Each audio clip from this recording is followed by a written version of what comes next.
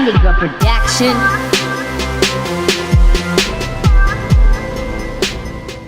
What is going on, guys? Now, I wanted to do a quick little video for you guys. This is a different type of video. I haven't done a vlog in the car in such a long time, but I figured this would be a good opportunity to give you guys a nice vlog. Now, I wanted to do a update on the Camaro. Now, I've had this Camaro now for going on 5 months. If you guys don't know, let me give you a brief history of my ownership of this vehicle. This vehicle is a 2012 Camaro RS 1LT. I picked up this vehicle after a string of bad luck with a couple different vehicles. At first, I started off with my 2009 Mazda 6.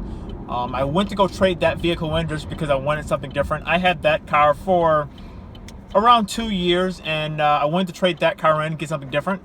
I traded it in, and I got a 2007 Jeep Wrangler. I had some major problems with that Jeep.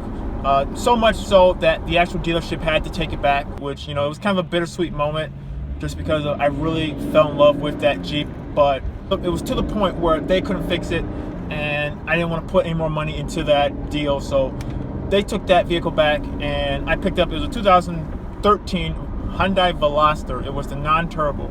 If you go back on my channel, you'll be able to see the videos that I've done with that vehicle. Now, after owning that vehicle for around a month and a half, I just couldn't deal with it anymore. I hated it. I really did. When I did get the Veloster, it was really only because that was the only vehicle there that I even remotely cared about. But after about a month and a half, I just couldn't do it, and I traded that one in somewhere else, and that's where I picked up this. So, now with that being said, this is the Camaro 1LT RS, 6-cylinder manual transmission. So now that you know my brief history with this vehicle, I've had this vehicle now for about 5 months, and now let me tell you how I have been enjoying this vehicle. So I've been using this car mainly as my commuter car and my daily driver, and overall though, this has been a really nice, solid car. My only major complaint with this vehicle, I really can't fault the car for it. This is a two-door sports car, so you get what you get with that. But I will say, after owning this vehicle for about 5 months, I have noticed getting in and out of it can be somewhat of a chore, especially for someone who's taller like myself. I'm 6'2", maybe a little bit taller than that. Getting in and out of the vehicle can be a little bit of a chore just because it is so low. But once you're inside of it, it's really comfortable. There's plenty of room for me, there's plenty of room for my passenger. It's just that first initial step down to get into the vehicle. Now, like I was saying, once you're in here, it's great. This car is comfortable and it feels nice. When you're driving the vehicle feels really nice and planted on the ground. Going through turns, going on the highway, going on just anywhere, you definitely feel really planted on the ground. And the car does have a really good road presence. Now, with this being the V6 model, I do wish it had a little bit more power, but I know going into this was the V6, not the V8. So, you know, the 320, 30 horsepower, wherever it actually is, and what you're actually going to get to the wheels, you know, it's not going to be mind-boggling. But it is quick, though. I will say that.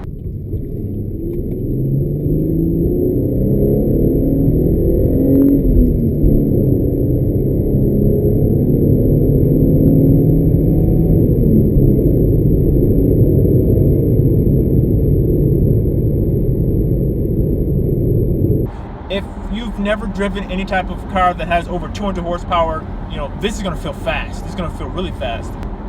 But it doesn't have that same oomph off the line, and it doesn't have that same sound that the V8. Speaking of power, I'm going to talk about the fuel economy.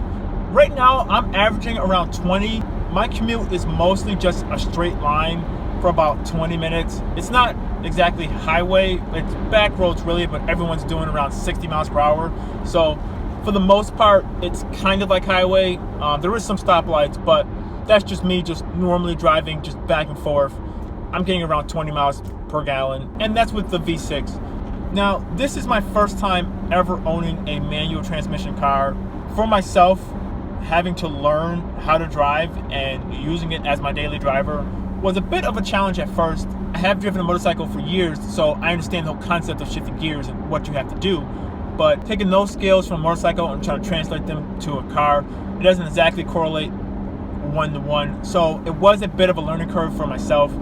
But after about the first couple weeks, I really felt comfortable. Hey, it was the best way for me to learn. I just kind of had to, just out of necessity, because this was my daily driver and I had to get to and from work. So I kind of decided to just jump in it and just learn. But with that being said, I have honestly been enjoying driving manual transmission just a lot more than what I initially thought I would.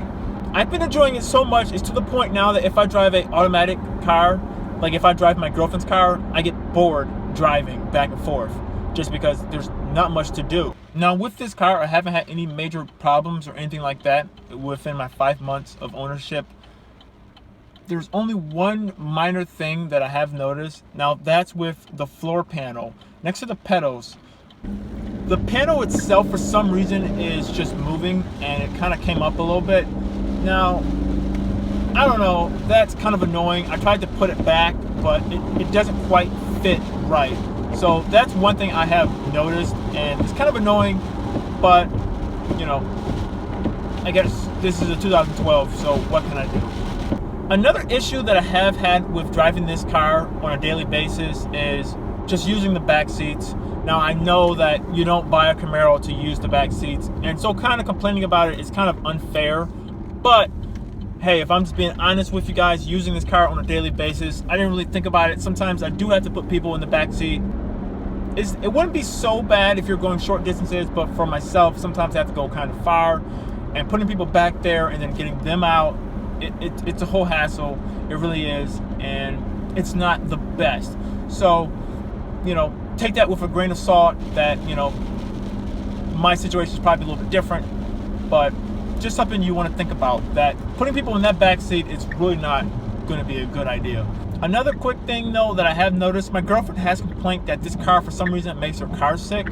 I don't know why. At first I thought maybe it was because it's a manual, and you know, especially when I was first learning, maybe I was kind of jerky, but she says that it's not that. She says that she thinks that it's the fact that it's so small and kind of claustrophobic in here.